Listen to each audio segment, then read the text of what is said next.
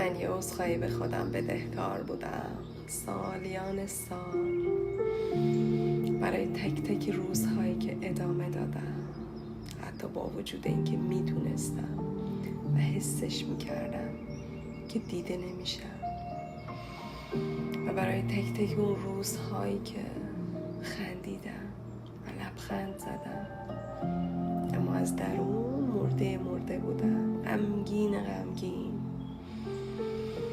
و تک تک لحظه هایی که از خودم گذشتم، پا رو دلم گذاشتم